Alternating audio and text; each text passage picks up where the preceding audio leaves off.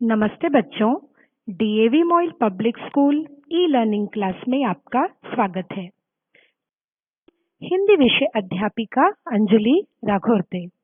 बच्चों, आज हम हमारी कक्षा तीसरी की भाषा माधुरी का पाठ 7 दादाजी का भाग 1 पढ़ेंगे। आशा करती हूँ कि आप आज के पाठ का श्रवण एकाग्रता से करेंगे।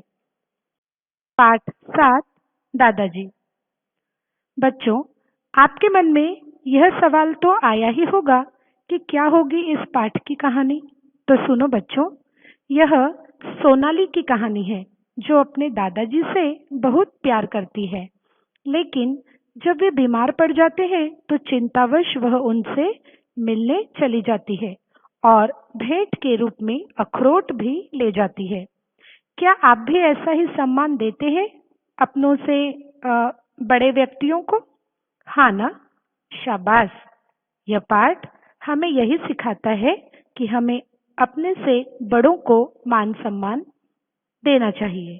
तो आइए शुरू करते हैं पाठ 7 दादाजी। बच्चों, मैं पढ़ती हूँ, आप भी मेरे साथ साथ पढ़ना। पाठ 7 दादाजी। सोनाली रामपुर गांव में रहती थी। गांव के बीच से एक नदी बहती थी।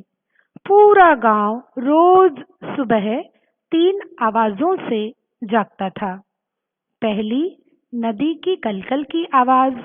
दूसरी, दूर नदी पार बजते ढोल की आवाज। तीसरी, मस्जिद की मीनार से गूंजती अजान की आवाज। अजान की आवाज सोनाली के दादाजी की थी। सोनाली के दादाजी वहीं रहते थे। समझा ना आपको कि सोनाली रामपुर गांव में रहती थी। उस गांव में एक नदी भी थी जो गांव के बीच में से बहती थी। गांव के लोग सुबह 3 आवाजों से जागते थे। ठीक है, वे कौन सी आवाजें थी? 3 आवाजें। पहली, नदी की कलकल की आवाज। दूसरी, नदी के दूसरे छोर पर नदी पार बजते ढोल की आवाज। और तीसरी आवाज थी अजान की आवाज। और यह अजान की आवाज किसकी थी? सोनाली के दादाजी की थी। अब आगे। एक दिन सुबह अजान की आवाज नहीं आई। गांव में सब हैरान थे। सोनाली भी परेशान हो गई। आज क्या हो गया? अजान की आवाज नहीं आई। कहीं दादाजी बीमार तो नहीं हो गए? सोनाली को दादाजी की चिंता होने लगी। उसने सोचा, मस्जिद जाकर ही देखती हूँ, लेकिन दादाजी के पास खाली हाथ जाना भी ठीक नहीं है। उनके लिए कोई भेंट ले जाना ठीक रहेगा। क्या ले जाऊं? हाँ, अखरोट ले जाती हूँ। दादाजी को अखरोट बहुत पसंद है। बच्चों, यहाँ हमने यह पढ़ा कि एक सुबह अजान की आवाज नहीं आने पर सोनाली डर गई। गांव वाले भी डर गए। सब चिंतित हो गए। सोनाली ने सोचा, दादाजी कहीं बीमार तो नहीं पड़ गए हैं। तब वह उनसे मिलने जाने की सोचती है, लेकिन खाली हाथ नहीं। फिर कैसे? दादाजी की पसंदीदा चीज अखरोट लेकर, है ना? आइए अब आगे बढ़ते हैं। सोनाली जल्दी जल्दी पहाड़ी की तरफ चल दी। कड़ाके की सर्दी पड़ रही थी। उसने बंद गले का कोट पहना था और हाथों में दस्ताने। वह जल्दी जल्दी कदम बढ़ाने लगी। चलते चलते वह सोच रही थी, अखरोट देखकर दादाजी खुश हो जाएंगे। वह अपने हाथों से अखरोट की गिरी निकालकर दादाजी को खिलाएगी। अखरोट के छिलके भी काम आ सकते हैं। उनसे छोटे छोटे सुंदर खिलौने बनाए जा सकते हैं। दादाजी माला भी सुंदर बनाते हैं। प्यारे बच्चों, हमने यहाँ पर यह पढ़ा और समझा कि अखरोट तो पहाड़ी पर होते हैं, सो उन्हें लेने कड़ाके की सर्दी में सोनाली पहाड़ी की तरफ चल पड़ी। और उसने यह भी तय कर लिया कि अखरोट की गिरी वह दादाजी को देगी और छिलकों से सुंदर सुंदर छोटे छोटे खिलौने बनाएगी। इतना ही नहीं, दादाजी तो इनकी सुंदर माला भी बनाना जानते थे।